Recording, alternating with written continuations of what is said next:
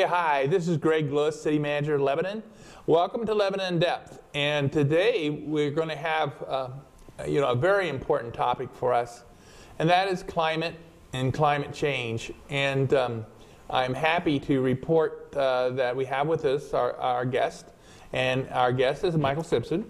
And Michael teaches in the graduate program at Antioch in New England graduate schools, and he was here recently for one of the seminars that the community did on climate adaptation. Today our focus is on climate change, and I'm going to first I'd like Michael, could you just give our members of our viewing audience a little bit of background on yourself in terms of where you've been and where you're going, and Sure. what's it all about for you? Okay. I was trained as a wetlands ecologist, and for the last, I'd say, 12 years, I've been focusing on the impacts to river corridors and stream corridors. And I've been looking both at natural systems and how the natural system interfaces with built infrastructure that was historically put there. And I would say since 2003, I've been working on a number of research projects funded by the federal government, both EPA and NOAA, to work with communities to assess vulnerability and how to respond to those vulnerabilities as a result of increasing intensity of storm and more frequency of those type of storms.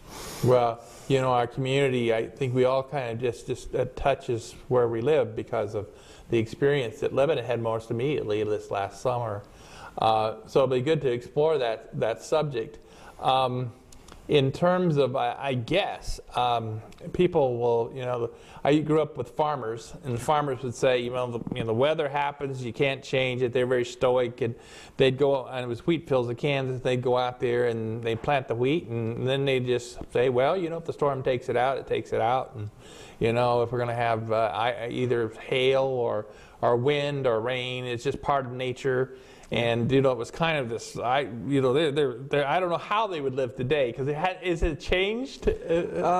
Well, any one event, we don't call that climate change. We call that the weather. The weather, because somebody said there's a difference between climate and weather. Yeah. And I said, well, I'm just so, I'm too. I guess I just don't. Don't know enough detail to understand the difference. Well, climate scientists look at variability over a long period of time. That is, the highs and the lows, the extremes, and how far apart those are, and what the mean is over a long period of time. And if you have a stable climate, basically you will get those extremes as weather events, but relatively that those extremes are rare, and you also know that there's a limit to those extremes. A climate scientist then looks at data and see how long-term data changes. So if I looked at the data from the early 20th century and looked at the way the weather was varying between year to year or decade to decade, I would basically see a line that was sort of like this. And then if I looked at the data from, let's say, 1970 to now, what I see is that the variability is going further down and further up. Okay, so the spread's bigger. So those are extreme events, either extreme drought or extreme wet. And I see that they're coming more often. And so if I was going to say, what is our new climate, I'm starting to see a line that's going up like this. And there's still variability there. Yeah. But the variability is getting further up past what we consider the historic normal. So the highs and lows there's a bigger spread. There's more intensity because they're just, it's moving faster somehow. They're coming more frequently.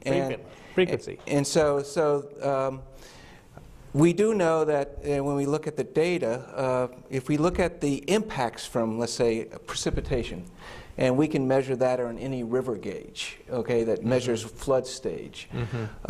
And some of our research has looked at rivers in New Hampshire, and of the 15 largest flood events since 1932, 10 of them occurred since 1988. 7 of them have occurred since 2005. Wow. Wow. So that's a big deal. Well, again, the frequency is coming more often, and what is happening is our infrastructure was built to a certain design and a certain capacity of expectation of what would happen when we had a big storm event and then we'd have runoff. Yeah. And what happens is that the standard is no longer representative of the reality that we're getting. So we see undersized components, which causes some of the issues you have like at Slayton Hill. But that's not the only thing that's happening. As an adaptation scientist, the one who looks at the impacts of climate change, at the same time, even though climate is changing and we're getting higher precipitation amounts, we also are building out our landscape. We're putting more impervious surface on the landscape. So when that rain does come, it has less opportunity to be absorbed into the soils. And as a result, it comes off faster. So it's actually two scales of changes that come together to give us the kind of impacts we're seeing, especially in places like Slayton Hill. Yeah, the city and the neighbors of Slayton Hill, we've been doing walkabouts. And that's part of the process of trying to grapple with the proper response to Slayton Hill, since the road was washed out by a pretty intense extreme weather event in a pretty short period of time. And then the walkabouts, as I've been participating whenever I can, the comments I received from our community members they thought the velocity of the water coming down on the road was something they had never seen before. It seemed to be coming in quantity, but also in velocity. It seemed to be going very fast, much faster. And it overran what were different places where it was supposed to have some accommodation. But it really either bypassed those or overran them, or created a whole new course of where the water went. And that was, that event and the impact there was really a real signal, I think, to people that live on Slayton Hill, and it was a signal to the city officials who have to deal with infrastructure, that this event really brought home this question for us. Right. Well, historically, as we harden the landscape with impervious surface, and we have certain size capacity to capture water or slow it down, if we overcome that capacity to capture and slow water down, it goes on to impervious surface faster. And there's nothing to slow it down. There's no roughness, let's say. And thus, seeing a higher velocity water makes sense once they've gotten out of the side ditches, or they may have even undermined the side ditches, okay, and thus having collapsing of the roadway as well as the soil that undermines it. There's a relationship, we call it Lane's balance, that basically the balance between water flow and sediment movement is a balance, and if you basically increase the balance of water, the system wants to get back into equilibrium. And so what it will do is the water will do work and start moving sediment, and so that it basically gets back up into balance. And that's probably a good metaphor for what happened on Slayton Hill. Also, historically, historic building of roads, obviously development was along the river corridors first, but when they started going up the uplands, the first place they would choose is a stream corridor to get up into the high country. And so any roads that are close by or near that are paralleling something that a stream wants to do what it normally had done, and if there is some way we've engineered things so it can't do that naturally, then during large events, it'll try to get back to its normal course. And you could see that in some streams that cross the road. And it's an interesting choice of our choices as historically. And I'm still learning New Hampshire.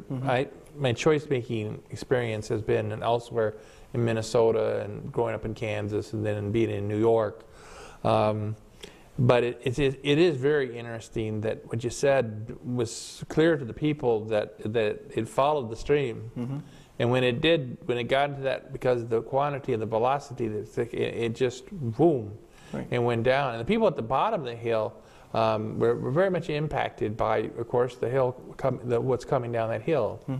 And this types of events that we've been talking about so far, the period of time these started appearing, or at least they became more evidence in terms of the drafting, well, has it been going for a while, or I mean, how did, before we get to this point we are today, has there been something discernible in the data that shows that what this is happening? If I bracket the early 20th century and the later 20th century, we see that the frequency of storm events for which, if the culverts were designed or road crossings were designed, usually historically it was 25-year storm or a 4% chance of that storm coming. Yes. There's a roughly an 18 to, depending on the variability of our statistics, an 18 to 28% increase of events in the latter half of the century versus the earlier half of the century. And as far as these extreme storm events, like the Mother's Day flood, like the April 2007 storm that hit close to here, hitting northern New England, a colleague of mine, Cameron Wake at UNH, and I feel that there was some type of tipping point reached about 2004, 2005, because the frequency of what people say, well, here it comes again, it is coming again. Yes. And so the question is, how do you adapt to it? Because if you don't, you will just keep paying the repair cost. And that is really considerable. The initial projection on just the road on the hill, not the other damage, was about $3.7 million. And this process of trying to determine the cost and the value and the question of replacement costs is still going on right now. We even as of yesterday, we exchanged additional information with the FEMA, from the federal government, who is here to provide resource and recovery to a certain percentage. Exactly.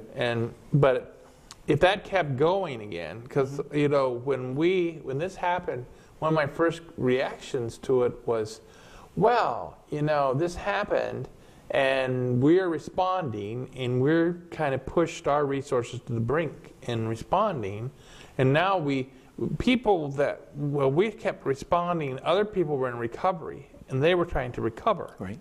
And then, so we were trying to, our first priority was to respond, but then we could migrate into recovery, but what if we had another event right on top of the first event? And how would we handle that?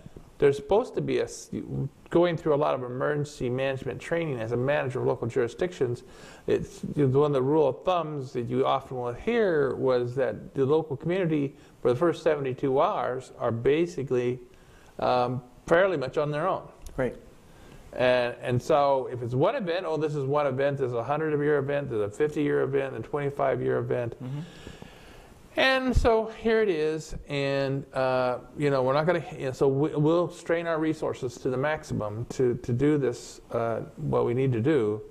But what if we got hit with another same level extreme weather event within a couple days?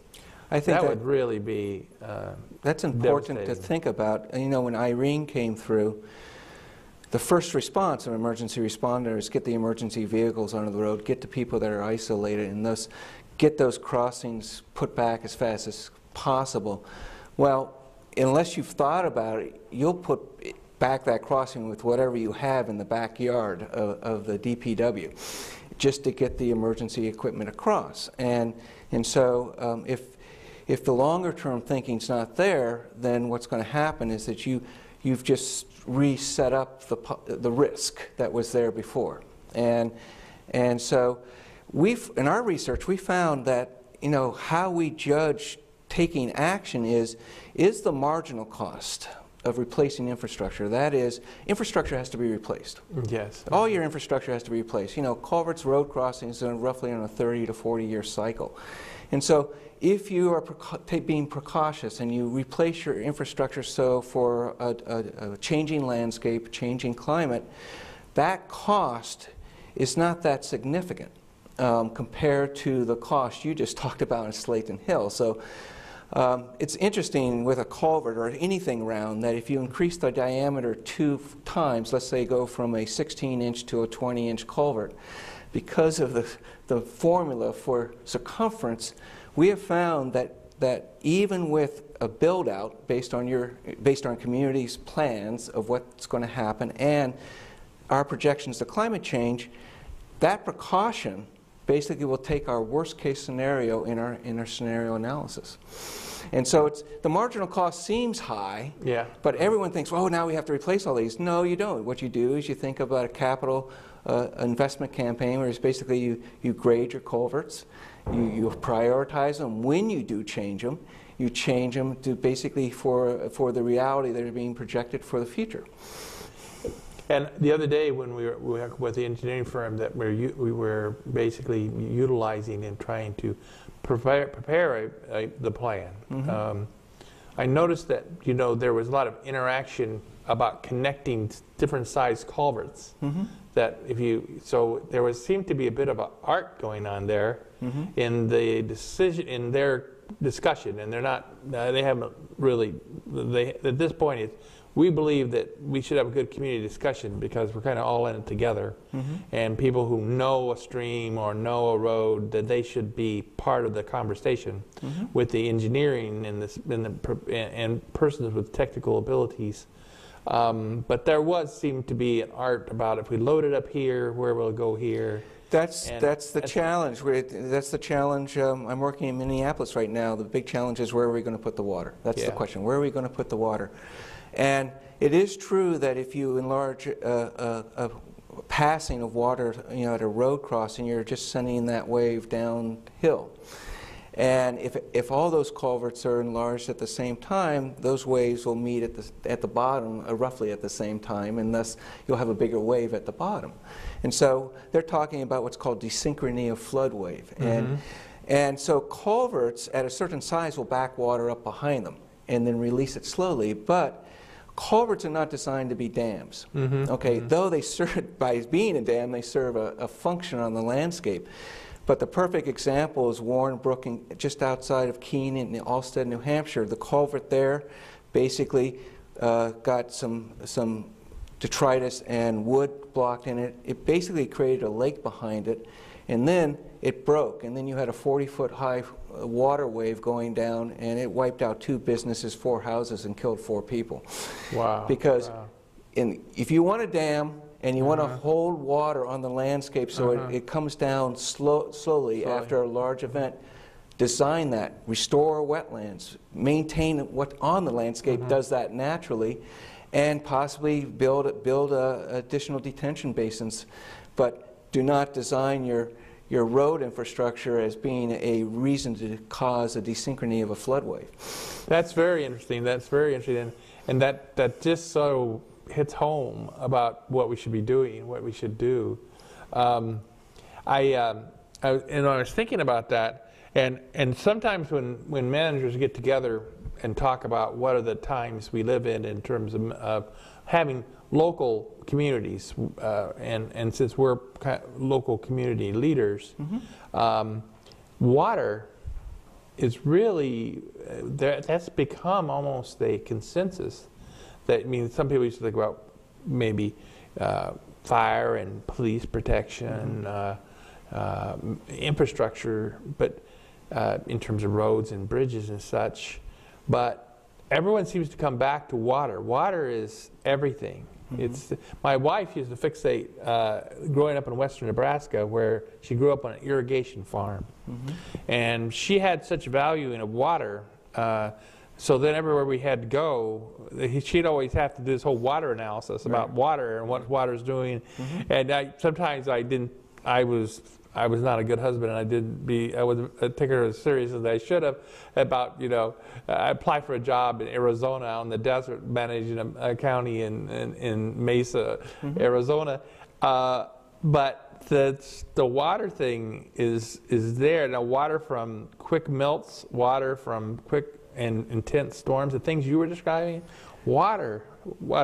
I mean, what is, you know, used to be what the elements of the earth were, and in terms of that, I mean, how does this fit now? I mean, I mean, are we fixating on water? Should we also be fixating on, you know, this is not, we're not, it's not, is it simple or is it complex? Well, there's many vulnerabilities, and water is the Achilles heel that everyone realizes right now. The vulnerabilities have been shown, the relationship to what, you know, and I'm not saying any of these events that have occurred is a climate change event. I'm saying it's a weather event that's reflective of what's being projected as a result of climate change by the mid to end of this century.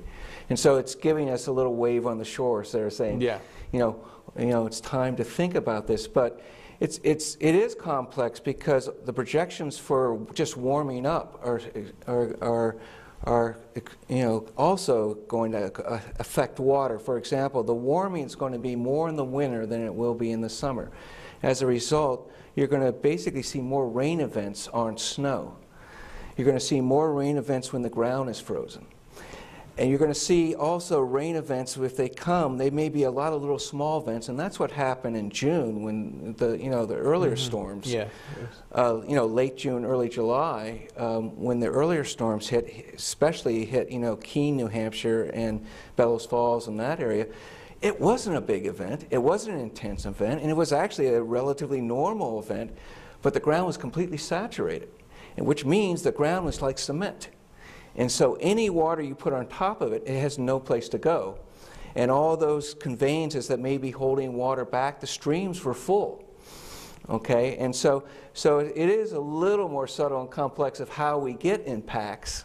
Okay, but you know, one of the things you may start to be focusing on is the projection that, you know, there possibly could be 2 months by the end of this century, 2 months of, that's roughly, you know, around 60 days of temperatures greater than 99 degrees.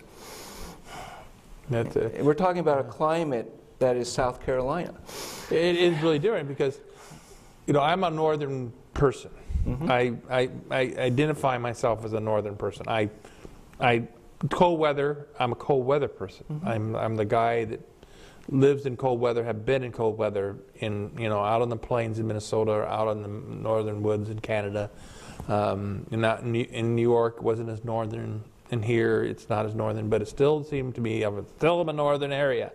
But these are getting warmer. Anecdotally, you know, the winters are much milder than I would. I didn't imagine. You know, before I came to New Hampshire, I had some visions of snow and visions of skiing and visions of that sort of thing. And it's when I interviewed, it happened to be a little snowy day. It was like a Christmas card, you know, kind of those things you would see when I was sitting in front of the Lebanon City Hall, Opera House, and it was like this.